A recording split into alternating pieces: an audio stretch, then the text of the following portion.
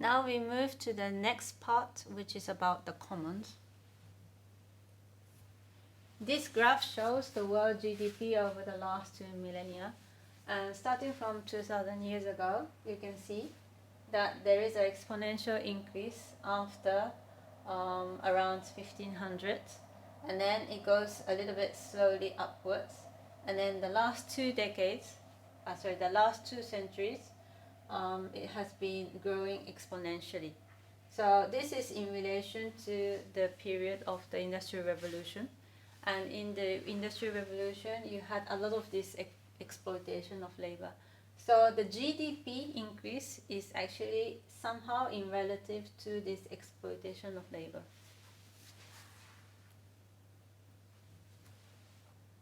However, the GDP growth actually has a little bit more behind it in terms of the growth. So not only because of the exploitation of labor, however, there is the second part, which is the technology and innovation. And then there is another one, which is about the exploitation of nature. So I'm going to explain the second one and the third one, because I already explained about the first, exploitation of labor. Looking into this diagram again, you have this technology and innovation.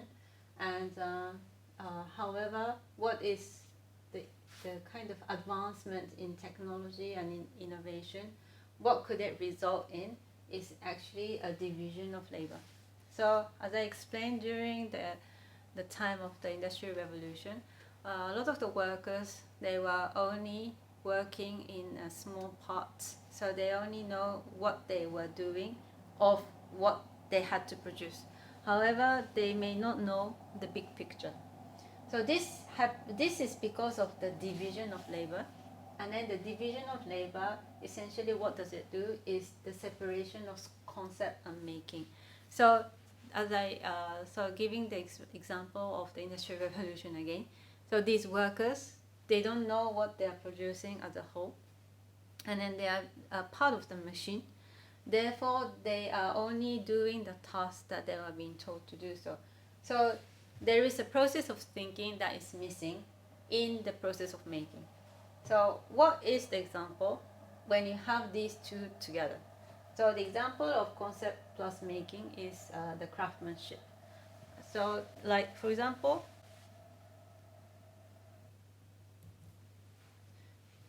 just to give a little bit of example on the craftsmanship, this is from my collection of pottery. This cup here is actually from the Edo period, early Edo period, which is 400 years ago. The style of this looks very simple, and this is because during that period, 400 years ago, this specific style, it was in the process of experimentation. So they were starting something new, and of this style itself. And because of this, there were the early period, you only see very, very simple ones with even just one color. And then but after few decades, you will see the same style, but it becomes very, very colorful. So actually, the craftsmanship, it also gives us the background of the history it has, whereby there was a struggle in the process of making, and then part by part, this exploration and experimentation has still maintained to give us a message on how it evolved to become something of the colorful ones of today. So it also relates to sustainability. It also relates to the fact that this knowledge has been passed on to the current situation. So this one here is just 50 years old. My mother gave me this tea set, and so for me it's not the same with, okay, this one is 400 years old. It has the value of the long history it has. This one is only 50 years old, but it has a story between my mother and myself, and so it's something that is also precious for me. And then when I had this, I brought this to Singapore, and then I was using this. However, my cleaner, she dropped the cup, and then she broke. And I was quite sad, but of course it's not her fault. This is not her mistake. It's my fault. It's my mistake for me to actually just was like displaying in the middle of nowhere. So of course she dropped it. So it's my mistake. However, I cannot hide from myself being so sad. And so I told this to my friend, and he's Spanish. So then he told me, you know what, you can do, you can actually fix it with your traditional technique, and it gives a nice feature to your cup. And so and then I remembered, okay, completely forgot about it, but in Japan, not only in Japan, also in China they have, but there is a technique called kintsugi, which is fixing the broken cups using gold to stitch the cracks. So I bring back to Japan, and then I asked the craftsman to fix it for me. It wasn't easy to find.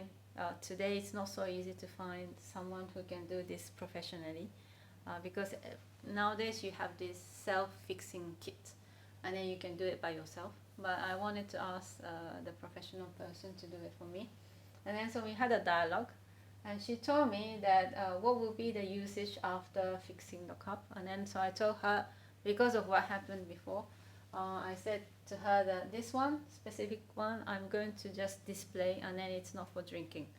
So then with this she said, okay, in that case I will make this as thin as possible so it looks more elegant, and it's not so functional in that terms of drinking the tea. However, it will be more beautiful in terms of the ornament, in terms of the object. So she fixed it for me in this very, very beautiful way. The cup is so small, by the way, it's very small. And then she made it, the gold, to be very thin. However, it's strong enough to stitch all the cracks together. So then it gives a new life, it gives a new meaning to my also my story with my mother and myself. And so in this way the culture continues. So the technology and innovation, as I mentioned, it kind of divides the work. So the thinking process and the making process is detached. And then therefore this kind of dialogue between the craftsman and myself, also in the process of making, people are also thinking, meanwhile they are making. And then this is how culture evolves. And then also it also leads to the history, it also leads to sustainability as well. So if you detach these things together, then you are actually leading to also the loss of identity in a way, and then also it leads to the loss of culture.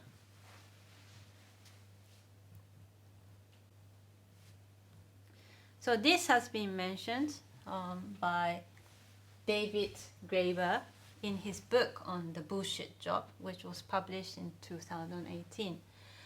So what he is saying in this book is that similar to the technology and innovation, that because of the separation of the thinking and the making, you are you are producing whatever that has been taught in a very machine way.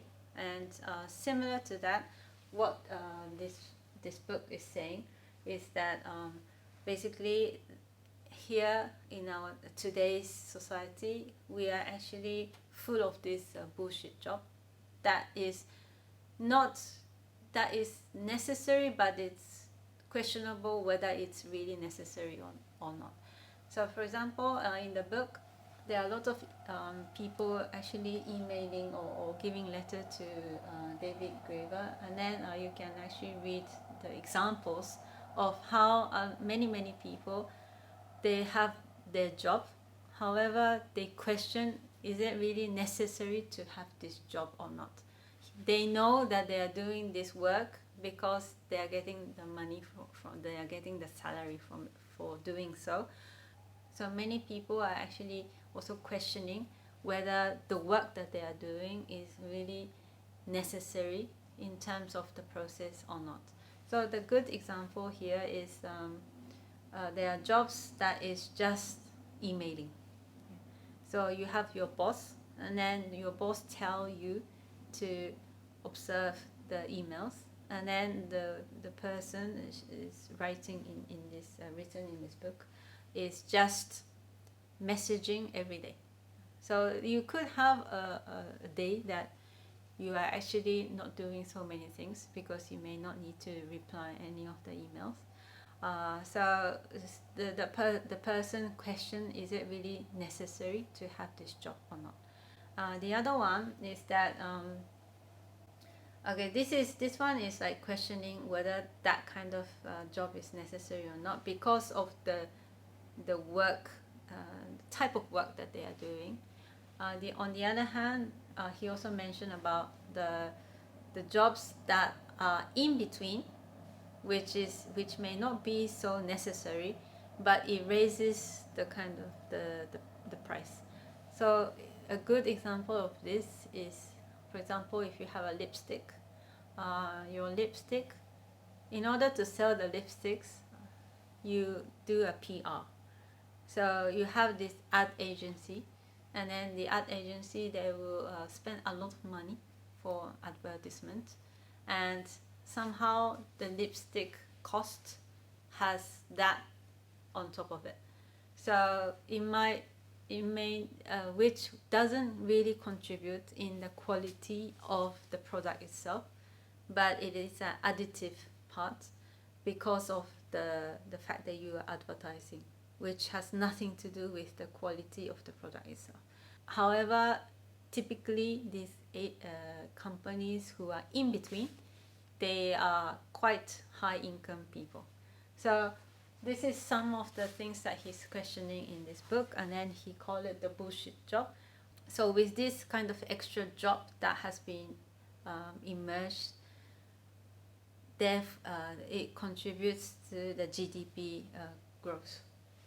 So this is the message that he wants to say in this book. To summarize about the technology and innovation, which is quite similar to what is going on in this exploitation of labor, which leads to the loss of identity. In my opinion, the division of labor, due to the technology and innovation, it separates the thinking process and also the making, and then which actually could eventually lead to the loss of identity because people don't know why they are making these products. In my opinion, eventually these things, loss of identity, would lead to a loss of culture. The last part is about exploitation of nature.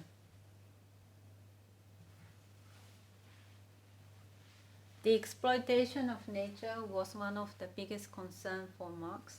And if you think about Marx, you cannot relate him with this nature part. But actually, he was saying that if we just if we just think about the growth of economy only, and we are just producing and producing a lot of products, then eventually he was saying that it will lead to this it will lead to exploitation of nature, because the fact that we are taking, where are we taking the product from? It may not be within your own territory, but because of the trading that is happening dynamically, we might be actually exploiting a different location land without understanding what is happening. So this is a good example of this is the intensification of production, and which can lead to the land degradation, and which of course will affect the ecology, because it's about the recovery of land. So here I'm going to give an example of an avocado. So avocado, you know that it's rich in nutrition, and but it's only produced in a certain location. So mostly it's in Mexico, and then also in Latin American countries. And so we all like avocado, but because it tastes also very nice, and it's very rich in nutrition. However, the more we eat avocado, we are actually participating to the exploitation of nature in another location, which is around Latin American countries, Mexico, Latin American countries, which eventually would lead to the land degradation, because the more you produce, the more we eat avocado, the more they will produce, and then because of this, the more the recovery will be slower, and then therefore it will lead to ecological crisis. So this is something that the concern from Marx, and in my previous lectures I have mentioned about this carrying capacity thinking, where you have a certain capacity where nature can recover itself. However, if we exceed this, then the nature cannot, the ecology cannot recover. And what we are doing in terms of the environmental sustainability, the concern that we should have is not to go beyond this. So Marx, he is also suggesting, hinting out this concept that if we grow the GDP, or if we grow more the economy, then eventually it will lead to more production, which can affect this carrying capacity, the recovery rate, and then therefore it will actually lead to ecological crisis. So this is something that Marx is really mentioning, and the kind of suggestion is that, of course, one thing is people might think, okay, I eat products that are sustainably grown or ecologically produced, which is a little bit higher in price, but they think that they are kind of contributing to these environmental issues. However, if you keep on just eating, let's say, avocado, but it's ecologically produced avocado, but it will still mean the same. If everyone eats that avocado, then you will just have same effect. So that kind of thing is not really the solution. We need to think about the relationship between the city activities and then what is going on in the rural area, and then we need to create a new system to link these activities together, so that we are aware some of the activities in the cities, we should be aware that it is somehow affecting the rural area.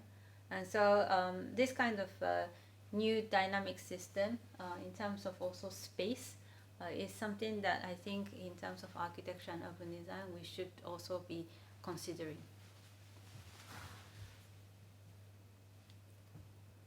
There is a suggestion by Marx which he hints at two things. One is about association, the other one is about the commons. The association in his term is something that is a collective of the individuals who are not bounded by their social class or from their status, or whether they are private owners or whether they are workers. You are not bounded by this, but you spontaneously come together collectively to form a group, to cooperate and support each other in more of a mutual aid approach, a mutual aid basis. So this is the association that he is saying. And what do these people do is try to manage the commons. So the thinking of the commons, it goes back to how all this capitalism emerged. So the start of the capitalism was fencing up or enclosing the land. So the commons, his term is that whatever that nature gives us should be shared amongst the people, and it should not be privatized. So this is why he named it commons, and which means it is something that one should not be owning. Instead, we should be sharing, because this is something that the nature gave us. So land is one of them, of course, and then things like water is also something like this. Energy is actually something that should be shared amongst everyone. So who will manage these things? Comes this association. So the association group of people, they are cooperating with each other, and then they are trying to manage these resources that are being given naturally from the world. So we are trying to manage this. And when you understand this thinking, you also understand the garden city very well. This is by Ebenezer Howard. I've mentioned about this in my previous lecture in my Singapore, the Singapore lecture, which was written in 1899. So this is after Marx and after the Capitalism. And then here you understand, I think that there is a huge influence from the thinking of Marx's commons and association. So here in Howard's Garden City, he's also saying that the land should, all the lands in the Garden City, they should not be privately owned, they should be publicly owned, and it should be a cooperative model. And if the Garden City, it generates any kind of profit through rent or whatever, or development, it should be returned to the community. So the association will manage this in order to share with the residents any kind of benefit that they gain from the resources that are being given naturally, which are lands or water or energy. All of these things should be considered as the commons and be shared with the people. So on top of this,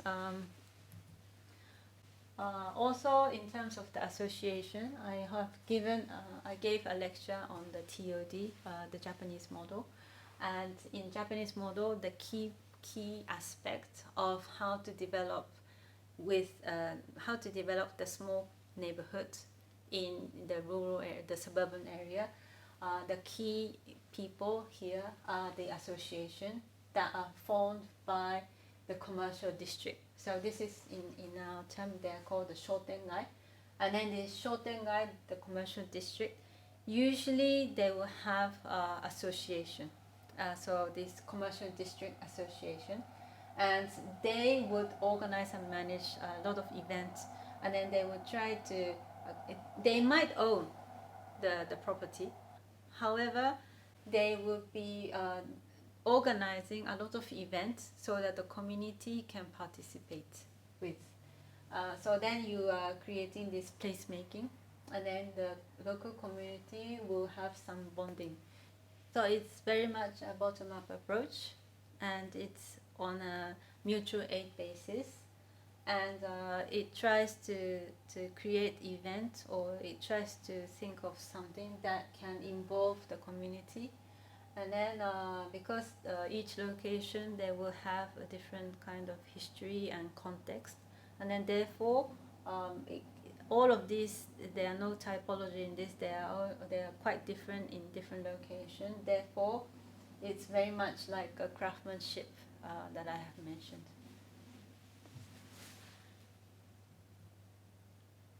The other thing is that is relating to this association, and also in terms of the commons, is like the Ise shrine that I have also mentioned. So with the event of the Shikinen Sengu that happens in 20 years, every 20 years, it requires association based on the local people in order to organize this. So in my previous lecture, I have actually explained about the Ise shrine, and you can understand that it involves a lot of people, and during the 20 years they are doing the rebuilding, but at the same time they are also making new product as well, in order to maintain the craftsmanship.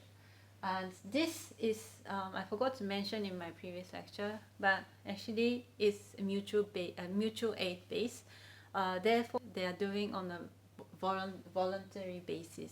So they are not being paid, and so it's a group of different type of people trying to associate in order to make this event a successful.